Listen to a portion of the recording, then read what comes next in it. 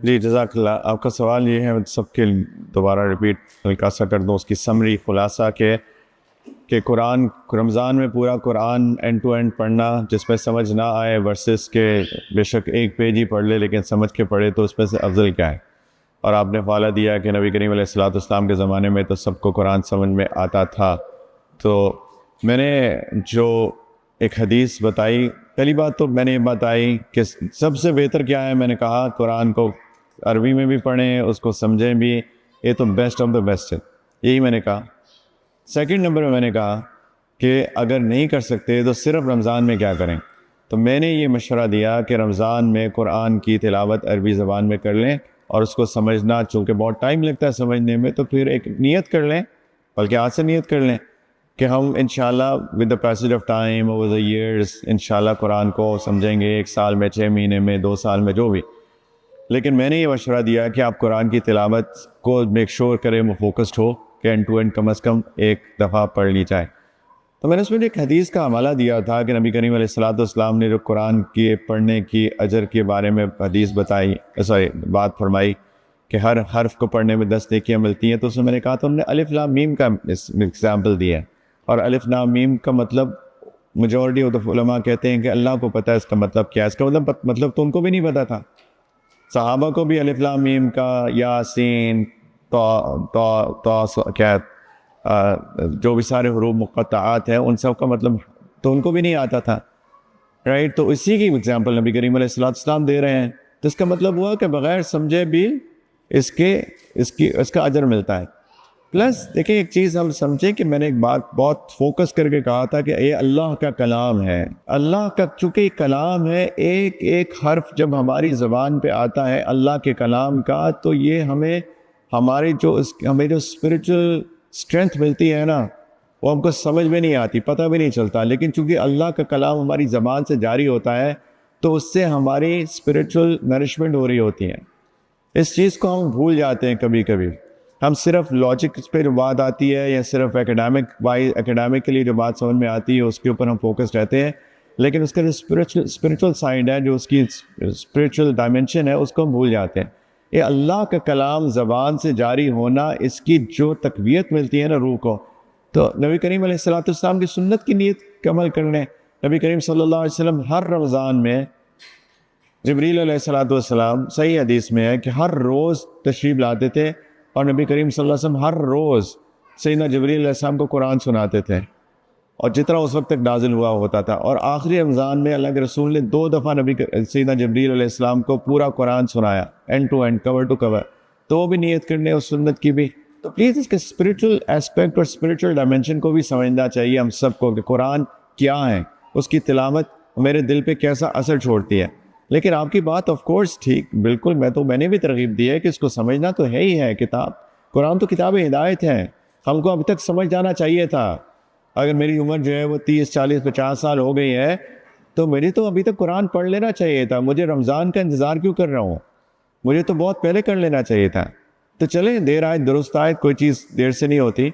जब भी मौका अल्लाह तौफीक दे दे कर लेना चाहिए। लेकिन माई नॉट अंटिल नाउ, हमने रमज़ान का इंतज़ार क्यों कर रहे हैं इस चीज़ का? लेकिन रमज़ान में मेरी रिकमेंडेशन ये है, ज़रूर पढ़ें जो कर सकते हैं। मैंने खुद, अल्लाह का शुक्र है, कई रमज़ानों में कुरान की तिलावत और उसका तर्जुमा और उसकी थोड़ा सा हाशिया मुझे कई दफ़ा मौका, कम से कम 2 दफ़ा तो मैं याद पड़ रहा है, ज़्यादा भी हो सकता है, कि मौका मिला तो इट कैन बी डन। दोनों कर सकते हैं, दोनों करें, ज़रूर करें प्लीज़। कम से कम तर्जुमा पढ़ लें, लेकिन तिलावत प्लीज़ उसको अंडर एस्टिमेट ना करें। तिलावत को कोई भी तेज बहुत यानी अगर अंडर एस्टिमेशन तो बहुत ख़तरनाक बात है एक्चुअली कुरान की तिलावत। ज़कात एक पूरा टॉपिक है, लेकिन मैं उसको मुख्तसर ये बता दूँ कि ज़कात उसूलन जब इंसान बालिग होने के बाद पहली दफ़ा साहिब निसाब होता है तो वो दिन उसको रिकॉर्ड कर लेना चाहिए था या कर लेना चाहिए है। मिसाल के तौर पे मैं बालिग हुआ और मैंने कमाना शुरू किया जब मैं 25 साल का हुआ, और 25 साल के बाद मिसाल के तौर पे मुझे पहली दफ़ा इतने पैसे मेरे पास आए जो कि थ्रेशोल्ड यानी इसको निसाब कहते हैं उससे ज़्यादा है। ये दिन मुझको रिकॉर्ड कर लेना चाहिए। वो कोई भी हो, 15 शाबान हो, 2 शवाल हो, 10 रजब हो, पहली रमज़ान, कुछ भी हो सकता है ना वो तो दिन, अल्लाह जाने। तो वो दिन रिकॉर्ड करके फिर उस दिन को हर साल मुझे मॉनिटर करना चाहिए कि मैं क्या आज भी साहिब निसाब हूँ, अगर हूँ तो मुझ पे ज़कात ड्यू है और मुझे ज़कात देनी है। नंबर 1, चूँकि लोग गफलत में रहते हैं और लोगों को पता नहीं होता, तो वो क्या करते हैं कि बाद में उनको एहसास होता है 40 साल की उम्र में, 35 साल की उम्र में, ओह मैंने ज़कात कभी दी नहीं सही तरीके से। फिर वो कहते हैं अच्छा मैं तो हमेशा से मेरे पास निसाब है, तो अब क्या करूँ। For the sake of ease मैंने कई लोगों को देखा है कि वो कहते हैं कि रमज़ान तो सबको याद रहता है, तो फर्स्ट रमज़ान को वो अपना दिन मुकर्रर कर लेते हैं। तो सबसे पहली बात। दूसरी बात है कि अगर ऐसा किया किसी ने तो फर्स्ट रमज़ान को फिक्स कर ले, फिर वो दूसरी तीसरी चौथी रमज़ान की बात नहीं कर रहा। ये नहीं कर रहा रमज़ान में कैलकुलेट करूँगा, फिर वो first Ramzan means first Ramzan. इसलिए ज़रूरी है एक दिन को मुतय्यन करना, क्योंकि उस दिन में अगर वो साहिब निसाब है तो उसके पास जितना कुछ है, यानी मैं बताता हूँ क्या किसकी बात कर रहा हूँ, उन सब का 2.5% कैलकुलेट करके उसको ज़कात देनी है। और वो क्या है, वो गोल्ड है, वो सिल्वर है, वो कैश है। अगर वो ताजिर है, दुकान है फॉर एग्जांपल, तो उसकी जो गुड्स और मर्चेंडाइज है, माल तिजारत है, वो है जी। ये 4 चीज़ें हैं बेसिकली। और भी चीज़ें हैं बाकी, तो ज़रात पे भी हैं और कैटल्स पे भी है, उसकी मैं बात नहीं कर रहा। लेकिन सोना चांदी, कैश और गुड्स और मर्चेंडाइज, ये 4 चीज़ें हैं। और इसकी इन्वेस्टमेंट है, फॉर एग्जाम्पल स्टॉक्स खरीदे हुए हैं, तो स्टॉक्स भी उसके ऑफकोर्स उसकी इन्वेस्टमेंट है, वो भी उसका एसेट है बेसिकली। तो इन सब को ऐड करके, यानी गोल्ड है फॉर एग्जांपल, उसकी उस दिन की मार्केट वैल्यू देखें, सिल्वर है तो सिल्वर की उस दिन की मार्केट वैल्यू देखें, जितना भी इसके पास कैश है, इंक्लूडिंग अगर मैंने किसी को लोन दिया वो मेरा है असल में, तो वो लोन उसको ऐड करे, जहाँ सोच समझ सकता है कि कहाँ मेरा कैश पड़ा है, उस सब को एडअप करके, प्लस गुड्स और मर्चेंडाइज की वैल्यू निकाल कर, या कोई इन्वेस्टमेंट है, उस सब को एडअप करके उसका 2.5% निकाल के ये मेरी ज़कात मुझे अदा करनी है। अब वो अदा कभी भी कर सकता है, वो रमज़ान में करे, पूरे साल में करे, 2 महीने बाद करे, जब भी करे। तो उन सब की तो ये ज़कात कैलकुलेशन का असल में तरीका होता है इन शॉर्ट। लेकिन ऑफ कोर्स इसमें तफसील है। निसाब कितना है, निसाब जो है वो 87 ग्राम्स गोल्ड है या 612 ग्राम सिल्वर है। ये दोनों निसाब के अमाउंट्स हैं। लेकिन उमूमन लोगों के फ़ायदे के लिए ये 612 ग्राम सिल्वर, चूँकि उसकी क्वांटिटी कम होती है, तो अगर किसी के पास इसके इक्विवेलेंट भी कैश वगैरह हो तो इसको हम साहिब निसाब ही कंसिडर करेंगे।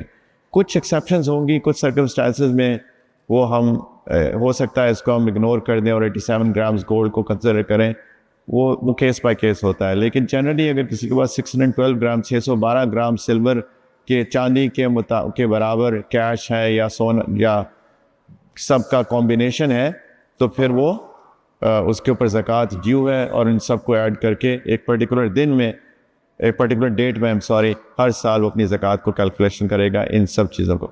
ठीक है, तो ये 4 चीज़ें हैं बेसिकली। अगर उसके पास प्लॉट ऑफ लैंड पड़ा है, उस पर ज़कात नहीं है। अगर उसके पास 2 गाड़ियाँ हैं, ज़कात नहीं है। घर है, ज़कात नहीं है। इन पर ज़कात नहीं है। सिर्फ ये 4 चीज़ों के ऊपर ज़कात। ठीक है, इसके अलावा भी हैं, लेकिन मैं तो जो कैश की और इसकी इक्विवेलेंट बात कर रहा हूँ, उस कैटेगरी में सिर्फ इसके ऊपर ज़कात। समझ में आ गई? जज़ाक। और 3 आज रह गई। पहले तो इतनी सारी चिट्ठियाँ आती थी मुझे, उसमें आती थी मेरा शौहर मेरे पे बड़ा जुल्म करता है, मेरी बच्ची जो है सही से बात नहीं करती है। आज रमज़ान का टॉपिक है तो सारी चुप करके बैठी हुई है। माशा दुआ कीजिएगा अपने शौहर, अल्लाह मेरे शौहर को मेरी आंखों की ठंडक बनाए, मेरे बच्चों को मेरी आंखों की ठंडक बनाए। इसकी रमज़ान में दुआ कीजिएगा, इंशाल्लाह सब सीधे हो जाएंगे, और आप भी इंशाल्लाह। मुझे पता है सारे लोग जो हैं किसी न किसी दर्जे में परेशान है। परेशानी को दूर करने के लिए अल्लाह ताला ने एक दुआ बताई हुई है कुरान के अंदर, रब्बना हब लना मिन अज़वाजिना व ज़ुर्रिय्यातिना क़ुर्रता अयुन वजअलना लिलमुत्तक़ीना इमामा। कि अल्लाह हमारे शौहरों, हमारी बीवियों को और हमारी औलाद को, और इंशाल्लाह इसी पे शौहरों को भी क़यास कर सकते हैं कि हमारी आँखों की ठंडक बनाए और हमें मुत्तक़ीन का इमाम बनाए। ये कुरान की दुआ है जो हमें सिखाई गई है। इसको मांगना चाहिए, हर नमाज में मांगना चाहिए। आखिर तशहुद में जो अतहियात पोजीशन में तशहुद और सलावात दुरूद के बाद आखिर में जो दुआएं हैं, उसमें इसको हिस्सा बनाना चाहिए अपनी दुआओं का, कि अल्लाह हमारे शौहरों, बीवियों को, हमारी औलाद को हमारी आँखों की ठंडक बनाइए और हमें मुत्तकीन का इमाम बनाइए। तो इंशाल्लाह परेशान ना हो, और ये दुनिया जो है इम्तिहान है। वजअलना बअदकुम लिबअदिन फितना अतस्बिरून। अल्लाह फरमाते हैं मैंने कुछ लोगों को कुछ लोगों के लिए आजमाइश बना दिया, सब्र करोगे तो कोई बात नहीं है, दुनिया ऐसी ही है। ठीक है, तो तसल्ली आप सब लोगों को देके जा रहा हूँ।